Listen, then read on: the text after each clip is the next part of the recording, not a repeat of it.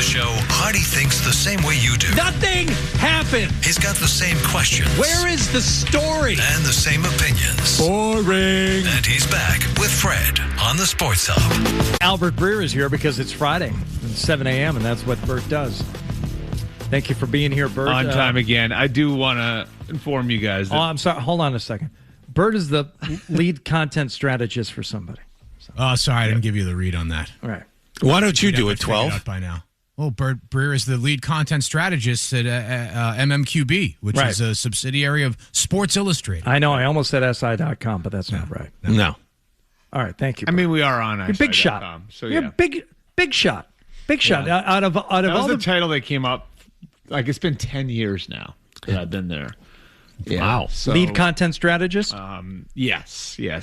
Lead content strategist and senior NFL writer. Stabbed Peter King in the back, and here you are. Good for you. You're a big. It's like, it doesn't, like, some of it doesn't even really apply anymore. But yeah, that was the title they gave me I was a senior writer when I got there, and then when Peter left, they gave me the second title. Yeah, which was part of all of that, like, where it was like, okay, like, we're going to announce you as taking over for Peter. So, yeah. Yep. Anyway, yeah. You're a big deal. Out of all the people that we talk to and have a relationship with and feature regularly on the show, Bert, he's right up there. And it's like, wow, you guys talk to Bert Breer. I'm like, you know what?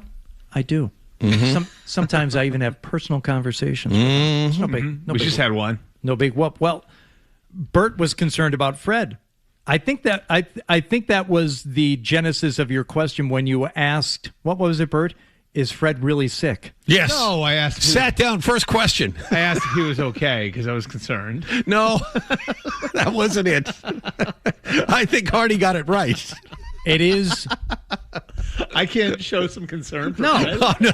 Hey, you can show any concern you want. I'm thinking about you, Fred. I can't speak for Wallach or Hardy here. No. About Listen, I have no doubt that he is sick, just because why else? Why else would he be up at 4:00 in the morning texting? I mean, and then we discussed like the second move that could be involved here. Okay, so this would be diabolical. Really? All right. I want to hear this. This would be a great move if he turned it into a 4-day weekend. Okay. If this was the setup, I actually once. So this did not end well for me. Spin that mic a little closer. There you go. This did not end well for me, but I once spent my first job out of college was with the Asbury Park Press in New Jersey. We all remember. And I was lowest of the low there, just starting out. And Ohio State was playing in the national championship game maybe like 2 months into me getting that job. And I had all my friends were going to Arizona for the game, right? Mm-hmm. You guys remember that was the game, Ohio State, Miami. Miami was loaded. If you look at that roster, one of the best college rosters of all time, Ohio State upsets them. So I thought, I can't, 2 months into this job, ask to, take a weekend off and go. Mm-hmm. Even though I'm sure you were making a lot of money at the Asbury Park Press. I think it was $24,000. Okay. I think it was my number. Nice. So it's not bad, actually. So what year? I thought it was great back then. What year? This would have been fall of 2002 going into 2003. Oh, okay. Not great. Yeah. All right. But still. Bottom of the totem pole. It's what you do, or did at least back then. So I basically said, to my boss, I was like, look, I'm not going to go with my friends out there, but I would love to be able to just watch the game that night instead, because it's a night job.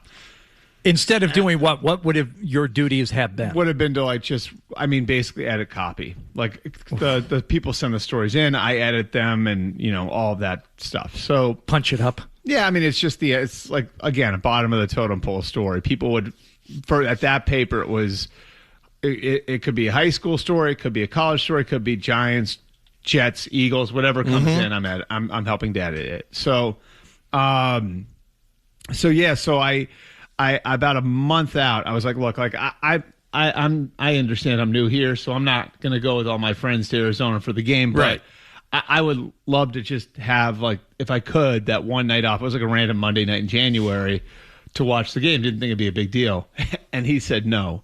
So I spent the week leading up to the game Oh, no. playing sick. The long con. And acting and acting as if like I was getting sick. You're 22. You think you were an evil genius. Sure, this will fool him, right? Yeah.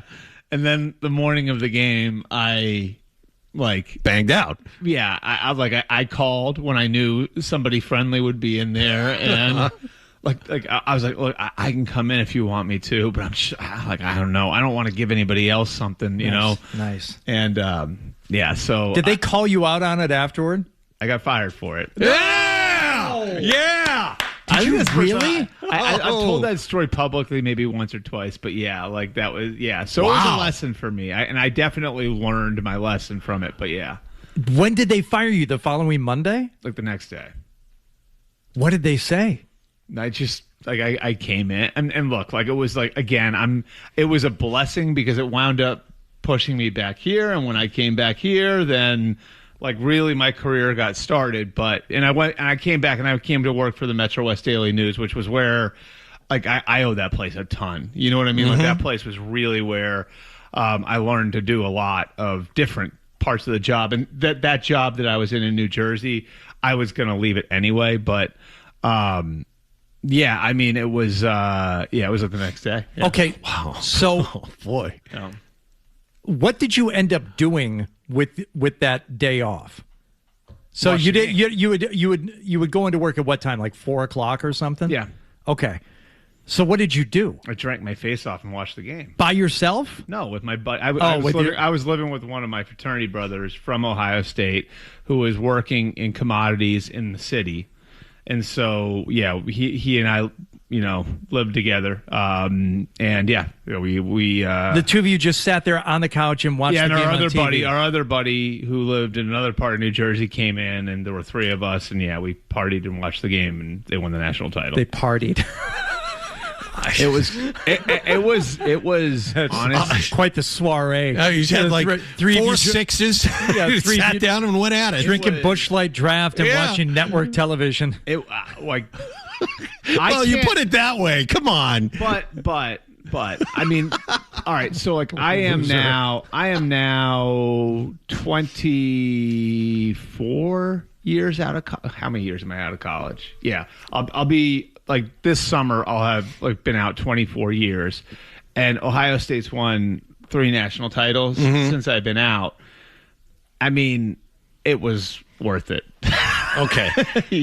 I mean, okay. This is where I have to ask, because we brought this up briefly during the first segment of the show.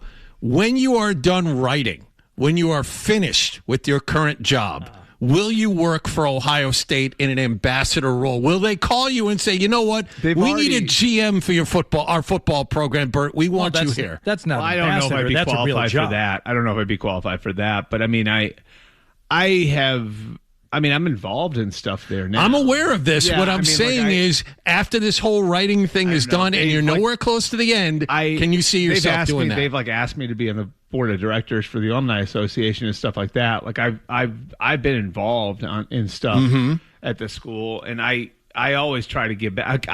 The stuff I do there, though, like a lot of the stuff if I can advise them on stuff, I will. And if I can help them with anything, I will. What I do the most for is like the journalism school there, like where I will go back and I'll speak like any kid who went to school there, like who was in the position I would 100% will help. Sure. Them, so, I mean, that place, like, I couldn't have gone to a place that was more perfect for what I was going to do for a living. You know what I mean? Like, so, yeah, I mean, I try to help out in any way I can, for sure. Professor Breer. Yeah. That'd be nice. I mean, it did, like, I will say this, like, the experience of going through, like, what I did there, I had I think anybody who knows me knows, like, it gave me a valuable lesson. I have no problem working all hours, working weekends, working nights, whatever. Like I would never not sacrifice to make it. You know what I mean? Like, so, but it was an interesting experience for sure. Unless there was a football game on TV that I really wanted to watch. Here's how you hide your alcohol entering the building. Except for that one time that got you fired. Here are the places you drink. Here are the places. Easy with the word never is all I'm saying. Here's the thing. Here's the thing is, though. Except for when you did. I mean, don't you think it's a little unreasonable that they wouldn't give me that one night off? I think it's a little unreasonable that you couldn't just watch the game out of the corner of your eye while you were sitting there editing copy. Bert, I think it's unreasonable. I'll back you on this. Early in my radio career, when I was working weekends at WFNX, I asked the program director. So I had a regular Saturday shift. I was kind of like Saturday middays and Sunday afternoons, and then I filled in here and there as well. I asked my program director, I said, hey, we're having a surprise 25th wedding anniversary for my parents this weekend, and I need the Saturday to set up at Saturday night. I didn't even ask for the day off. Right. I said, can I just work 6 to 10 in the morning so that I have the midday? And not only did he say no, he sent me this like 3-paragraph long screed about like how disrespectful it was for me as a part-timer to ask for time off and blah, blah, blah, blah. And that was like, I hate that guy. Who was the PD? I'd rather not say. Well, you know what I'll say? His name was Cruz. He was here for like a couple of years, and he was just like whatever. He came into town and he left town like a lot of those FNX PDs did. But like it was such a like, to your point, like, yes, are we young and getting our start, and is it incumbent upon us to show up and hustle every day to prove our worth? Absolutely, starting out in the media. But you can still be a human being, and you can give a newbie a day off here and there when they need something.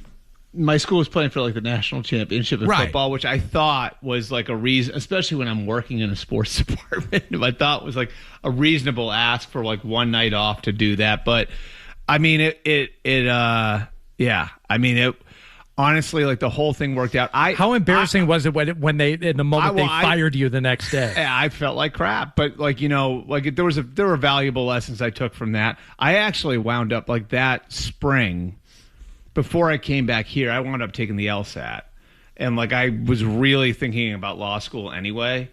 And so, like, there were, some moving parts where, I was trying to figure a bunch of stuff out. I have a question. You got fired at Asbury Park, and you came back here immediately afterwards? Because you couldn't afford your rent, you had to move out. No, I stayed. I stayed there. I'm just wondering what the conversation was like, because you must have had to move back in with your parents for a period of time. No, I didn't. No, okay. I never did. No, I stayed in New Jersey, and I stayed in New Jersey until September of that year. So I was there till like September 1st when our lease was up. Because I wanted to like live out my lease with my buddy too. And so then I had kind of lined it up where, all right, like when the high school season starts, like then I'm going to help cover high schools at Metro West. And I came in, and Craig Larson, who was like, really a great editor. So it's actually interesting. So Craig Larson was the sports editor at the Metro West Daily News. Do you guys know who the deputy sports editor was, number 2? No. It was Mike Reese. Interesting. And so Mike Reese was the Patriots beat writer, but also the deputy sports editor at the Metro West Daily News. So I came back there, and they didn't have any full-time jobs, but I could work so much that I could make as much as somebody who was full-time, which still wasn't very much. Right. But like they said to me, like, because I had worked there over summers and stuff like that. And they were like, we'll give you enough work, and then, you'll be considered for the next time a full-time job comes open, which wound up being the following April. And so, so all of that wound up working out. And then Reese left, so April 2004, I got hired full-time there, and then Reese left like summer of 2005, and that's when I got the Patriots beat. What I'm more concerned about for you, Bert, is, and you can continue to write for, as long as you want, right? I'm sure you could, and you probably will for a long, long time. But at some point, you should decide, you know what? tired of being on deadline. I'm tired of having, this stuff. Maybe at some point I'm like, I'm just not as passionate about this anymore. Yeah.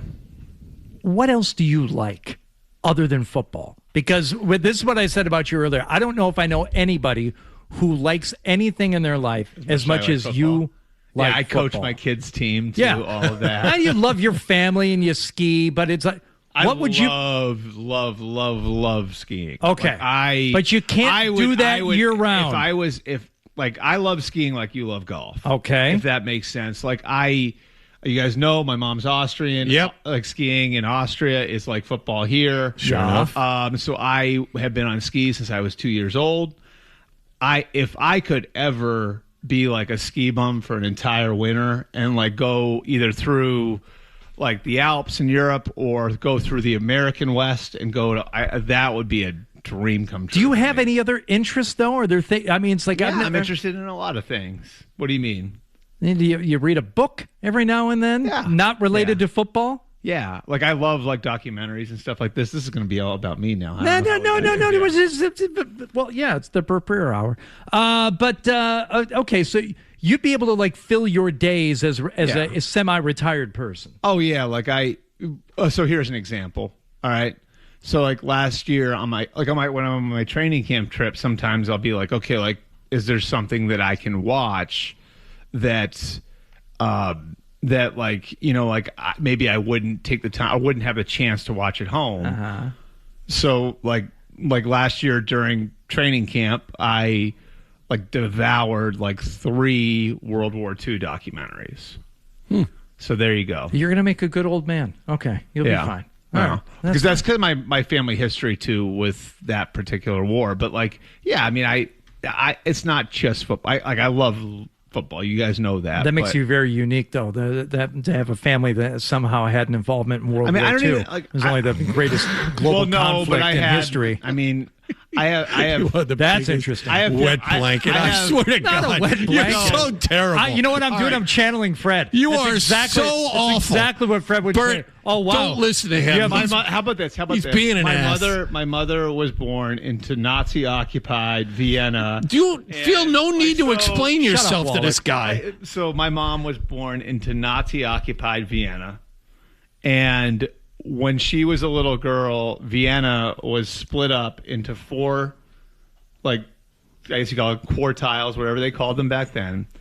And so when she was younger, it was like the Allies controlled Vienna. Yeah. And the Soviets controlled the part of Vienna that she was in. And so she was a Russian. She knows 6 languages. She was a Russian major in college. And the fact that she knew both Russian and English was a very powerful thing there. That's how she wound up in the U.S. because she was working for the UN. And so, like, my family history in World War II is very deep. I had people in both sides of it, all of that. How many languages do you speak? 1. Okay. I understand German, but I can't speak it. Let us speak the language that Bert loves best, and that's the language of football. We will do that. We got some contracts to talk about. Latest on A.J. Brown, what we heard from our friend in Philadelphia yesterday. We'll get to all that next here on Toucher and Hardy.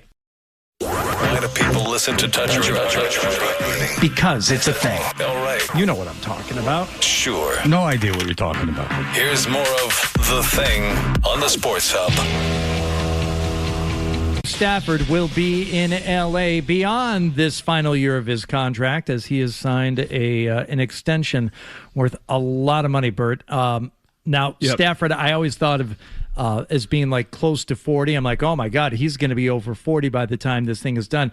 It's actually not. I think unless they make it to the Super Bowl at the end of the second year, he will still be 39. I think he just turned 38. He was so young. Well, he was so young when he came into the league too. I think he had just turned 21 when the Lions drafted him. Yeah. So age-wise, he's obviously at the end of his career playing days. But how do you feel about this deal for the Rams, and what do you make of the massive 1-year extension? Because it's a lot of money. I mean, clearly, like Stafford is somebody who I would say knows his worth. And has like been pretty consistent and like I'm going to get my worth while I'm still playing, and that makes sense, right? Like I think with the salary cap being what it is, I'm not sure anybody should be taking home down discounts now. It's like it becomes like, why are you asking me to do this? The salary cap is over $300 million. You see guys in other sports, and if you want to compare it to what the best basketball players are making, I don't think it's tough though. I mean, I know what you're saying in terms of the value that you provide, but the number of players on the roster, the number of things that you need around you as opposed to basketball, it's messy when you start mixing apples and oranges. Right. But I think the quarterbacks are quarterbacks, right? Sure. The value of quarterbacks, the value of quarterback. I don't think this necessarily means he's playing in 27. It just, he's giving the year of control back to the Rams. He obviously wants to play there. And setting it up so if he does get there, he will be well compensated to play again in 2027. Now, they've also set themselves up in a way where they could take a big swing if they want to. And that was the side benefit of the Ty Simpson deal that people are not paying attention to, is if you go and take care of the quarterback position now, and now they've got a scenario where we don't have to worry about re-signing Matthew Stafford, and we don't need to worry about replacing Matthew Stafford because we have that guy in our roster already. We have more freedom to do what we want with future picks. And so with this team they have now, this built to win right now, if there is a big swing available to them next week, next month, before the trade deadline, they can take that swing. Is that A.J. Brown? No, I don't think so. Is there now? Because is there, they had that they were down the line on that. Yeah, they were down the line on that, and I don't think so. I mean, look, I think if the Rams were going to do that, they would have done it in March. I think the Eagles would have preferred to trade him out of the conference, and it would have been tough for the Eagles to trade him to the Rams anyway. But that's where the idea of a first-round pick way down the line came from in the first place. They were talking about a 2028 one back in March before the 26th draft, which now that's 3 drafts ahead of time. So they had talked creatively about doing something. The Rams had 2 issues, I think. Number 1 was the knee. Number 2 was, can we offload Devontae Adams? And the second piece of that, the offloading of Devontae Adams, were they going to be able to bring back some value for Adams if they're giving up some value to get Brown? That's where it got tricky. There have been rumors, and we were just talking about this off the air, aggregators have put this into play that other teams may join the Patriots in their pursuit of A.J. Brown come next week. Is there any other team that can make a trade or wants to make a trade for A.J. Brown other than the Patriots? I mean, I don't see the Chiefs doing it, but the Chiefs are at least interesting. Now, I'll tell you why they would do it and why they wouldn't do it, okay?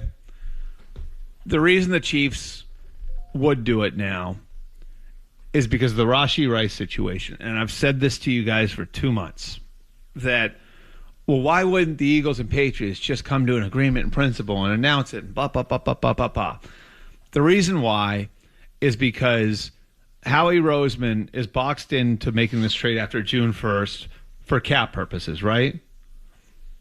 If you're Howie, why don't you use this to your advantage? Why wouldn't you? And how do you use it to your advantage?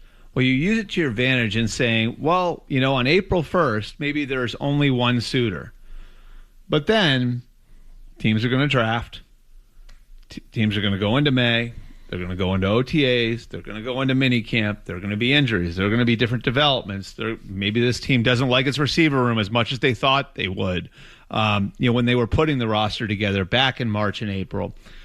And things can develop and change. Okay.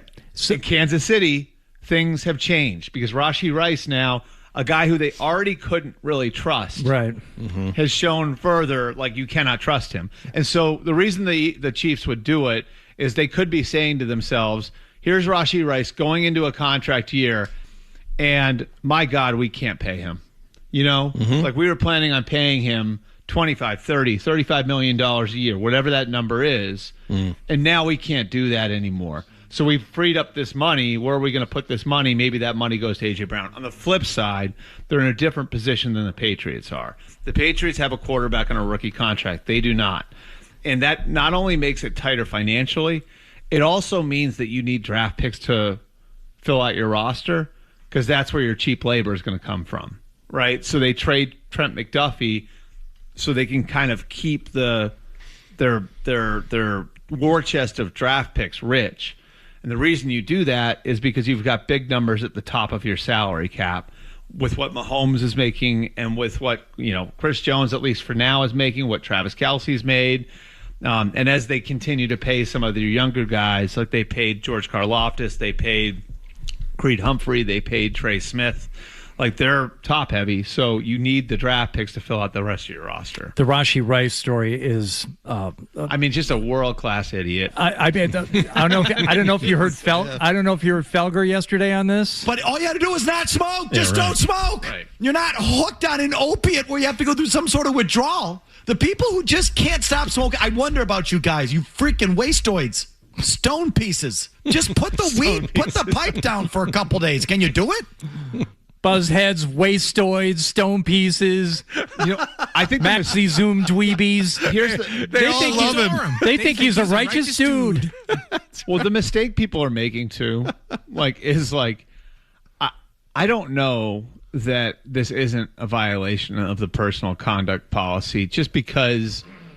So it's true that they don't suspend people for weed anymore, which I think is the right thing, right? But this is different than that, in that you are already on probation for something freaking horrible. Yeah.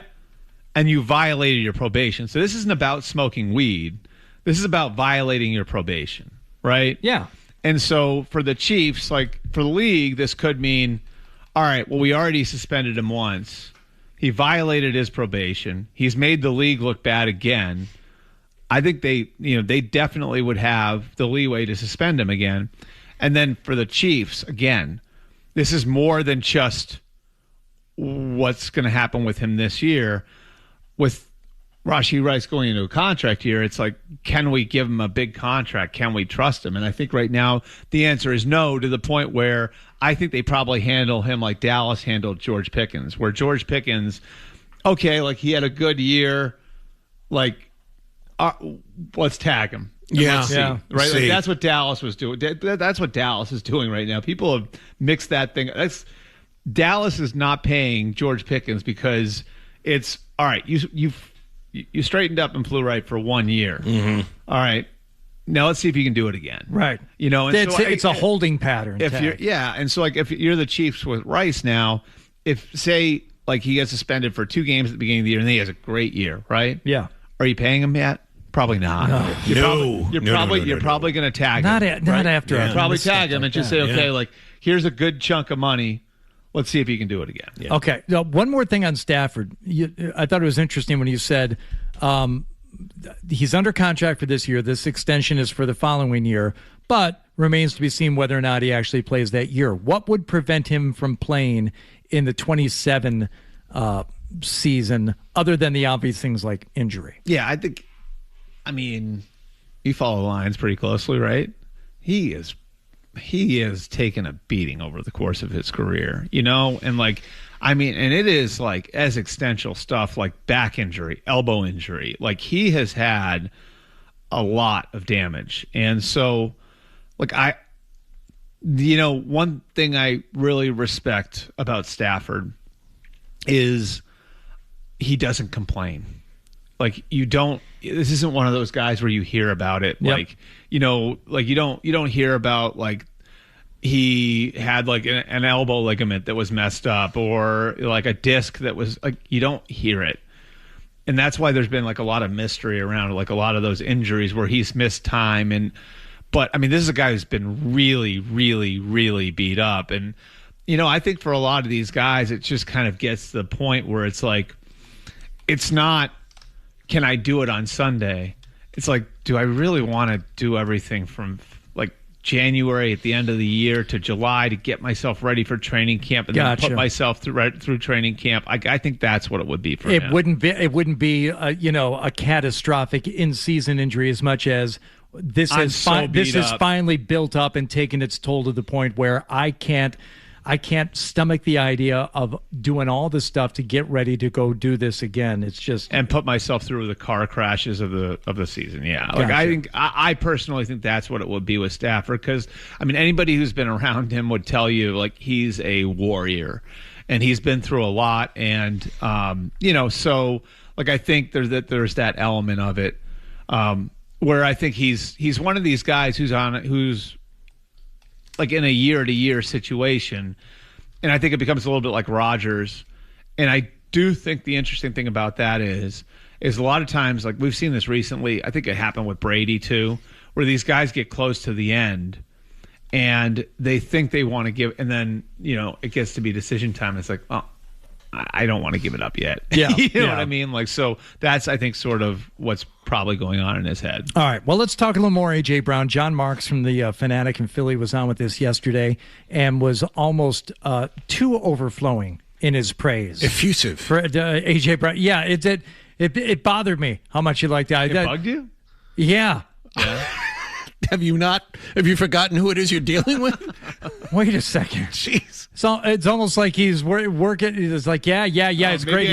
Maybe I have to go to Hudson this weekend. Oh, look at that. A World War II tank demonstration. Have you ever seen the movie Tank with James Garner and C. Thomas Howell? I have not, no. Oh, you would love it, Bert, as a World War II buff.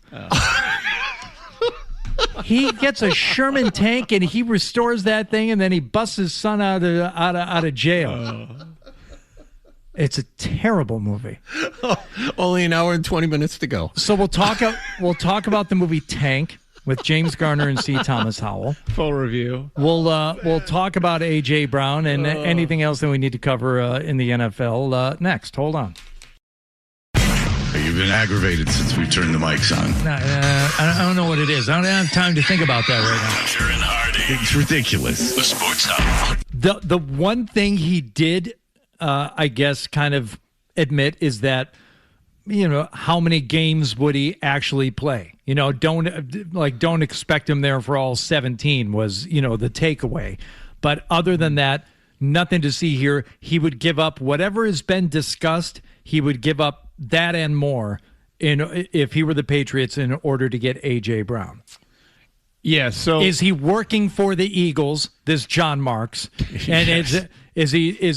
are they trying to dump him because there's something else that's really going on? No, I mean, I think what's obvious is what's been out there and what we've talked about for a while now, which is the discord with the quarterback and where he is with Jalen Hurts. And I think as much as anything else, this is A.J. Brown's frustration with where he is in his career and his production. Look, all these guys are really competitive about their individual performance, almost as much as they are about team performance, sometimes more so than team performance. And all of these guys in this generation of players, they think about legacy and they think about where I'm going to be in the history of the game when I walk away. And I think A.J. Brown is one of these guys who, looks at it and says, this guy cost me 300 or 400 yards last year because he didn't see me. And, it's interesting because when you talk to people who have watched A.J. Brown and who have broken down the tape and who have had to play against him, there's a interesting divide in that some of them say he's definitely lost a step. He looks like he's lumbering. It looks like it takes more effort for him to get open than before. And then there's another camp where he looks disinterested. And it looks like he's checked out. And it looks like the frustration with the quarterback has boiled over. So that's part of what you have to cut through when you're evaluating him, because he's not the same player he was. Based on what you know. Yeah. Sorry. Continue. I've interrupted again. I apologize. No, go ahead. Based on what you know about the knee for A.J. Brown, and Jon Marks brought that up, Yep. How big a problem do you think it is? And does he have a specific skill set to change the way he is. You've talked about Larry Fitzgerald. He was an outside the numbers guy, but he was good enough that when he got older, he was able to move inside and still be effective. Can A.J. Brown do the same thing? That's not what you're trading for, is the thing. And I think he can. I don't know if he's willing to. And a lot of this for these guys becomes about mentality. And there are very few like true number one receivers that have a smooth transition to becoming a number two, a complementary weapon, whatever you want to call that. I think Steph Diggs was an interesting case because we had talked about that and like how he was going to handle not being the primary guy when he came in. And like, I think the Patriots did a good job with him of threading the needle between, all right, like maybe you aren't the number one guy, but there are going to be games where you are going to be the primary weapon and the most important person in our offense. And that was enough. And they also got Steph Diggs at a time where he come out of being in Houston where like he was able to recognize, and this is, you know, people, I'm talked to people at the Texans about this, like where in that receiver room, he recognized, okay, like Nico Collins is really good. And so like, there's another guy over here. I can understand why I'm not the number one guy. Like that part of it is a really difficult thing for guys who are used to being the number one receiver. Like if you watch Terrell Owens and Randy Moss and like some of those guys who were true number ones, like those guys after they weren't number ones anymore had a real issue trying like where do I fit in now that I'm not like the guy in the offense? Julio Jones, Andre Johnson, like that's why I say like with a lot of these guys, especially the bigger guys, like the bigger, heavier guys, it's hard for them to reinvent themselves. So do I think he'd be the Patriots number one? Yes. Do I think he's like a top 5 receiver anymore? No. I think he's fringe of the top 10. And he's obviously on the downside of his career. And the knee brings another element into it. So, like, I think that there's a lot to work through there. And, you know, I think it's even important, like what your doctors say. Like that, to me, is like a really important piece of this, you know, because they're the ones that are going to have to say, like, okay, am I trading for a year of him? Am I trading for 2 years of him? Am I trading for 3? What am I trading for, you know? And that's like, you know, the Max Crosby situation sort of is analogous to that too. Because like with Max Crosby, I mean, look, the Ravens mishandled it. The Ravens should have gotten him on a plane. Like, you are going to get on a plane and come here right now if we're going to do this deal. We got to do this before the start of free agency. The Ravens mishandled that part of it, right? But, you know, if Max Crosby comes in and the doctor gets a closer look at the knee and the doctor is suddenly like, I only think he's got a year left. You can't trade 2 first-round picks for him. I don't care how good he is. Mm-hmm. You know what I mean? And like the thing that people fail to realize is like 2 first-round picks. That's 10 years of service like at an affordable rate. Guys that you expect to be really good players versus 1 year of service for Max Crosby. Yeah. That's the way that people, because most fans are so focused on the here and the now. Yeah. If it's 1 year of A.J. Brown for say a first and a fifth, right? So like you're giving up then 5 years of cost-controlled service from what you expect to be a really good player, and then another swing on top of it, you know? Yeah. He did say, though, I mean, like the numbers that he was throwing out there, he's like, yeah, he comes in and it works with Drake. You're talking about a guy who can still give you 1,400 yards. How many touchdowns did he say, John? He said 1,300 yards and double-digit touchdowns. And we're trying to think the last time the Patriots had a wide receiver like that. Randy Moss. I mean, it's Gronk and a bunch of so-called. Yeah, well, it's a bunch of guys who aren't wide receivers. Look. And he's not ready. The idea the Patriots didn't have a number one for all of those years is not true. No. Gronk was the number one. Didn't say. I was just talking about a wide receiver that can put up numbers like that. You had Edelman. You had Gronkowski. You had Welker. You had Amendola when he wasn't on the pay no mind list. You had guys who certainly did. Like when you're talking about like a number one receiver, the effect of a number one receiver is a guy who dictates coverage, who pulls defense away from other players, And that's what Gronk was. Edelman wasn't really that. Like, Edelman was a really great player, don't get me wrong. But, like, Gronk was a guy who carried coverage. Gronk was a guy who affected your run game because of what a team has to do with their safeties to cover him. Gronk affected, like, everything. And that's what a number one receiver does. There aren't 32 that's the other misnomer. There aren't 32 number one receivers in the NFL. Right. You Right. know what I mean? Yeah. Like, No. I mean, like at certain times, there aren't 8 of them. You know what I mean? Like the guys who are like truly that guy. There aren't 32 starting quarterbacks either. I mean, this is just it's how the league works. Yeah. The other thing I think that I think is important here too, that I just mentioned this part of it because we're talking about like kind of the mentality and how hard it is for a guy to transition out of being number one. This isn't a bad guy at all. Like, this is a guy, he is beloved in that locker room more so than Hurts. That's what Jon Marks was saying. I mean, that was Hurts, the thing about Hurts, man. I mean, the stuff that he was saying, the best story was that how, he carries himself a certain way, thinks of himself a certain way, and guys were satirically referring to him as Jordan. And he heard it, he goes, oh, there goes Jordan. And Jalen Hurts, not picking up on the fact that they were goofing on him, would say, like, yeah, man, Jordan, I like that. I mean, but there was like a little bit of like, I had somebody say this to me. It's like, at first like some of the other players thought, oh, he's just stoic. And then like later figured out, no, he kind of just can be an a-hole. You know what I mean? Like, that's bad. And like, and look, like there are guys that are great players that are that way. And I don't think Jalen Hurts is like a bad guy, but he's not good enough to pull that off. But he doesn't ingratiate himself to his teammates in the way AJ Brown was a very well liked teammate in Tennessee, which obviously Vrabel witnessed, and then I think has been a very good teammate. At least I think the people around you would around him would say that. I think Devontae Smith would say that. I think Saquon Barkley would say that. Like, he's very well liked in that locker room, and so. Like that part of it, again, like the mentality of being a number one and some of the stuff spilling over with him reading the book on the side, all that stuff, like that doesn't mean like he was somebody that was like this pariah in the locker room. He wasn't that at all. All right. Bert's going to stay with us here for the 8 o'clock hour. We have, I would say, football adjacent material to get to here.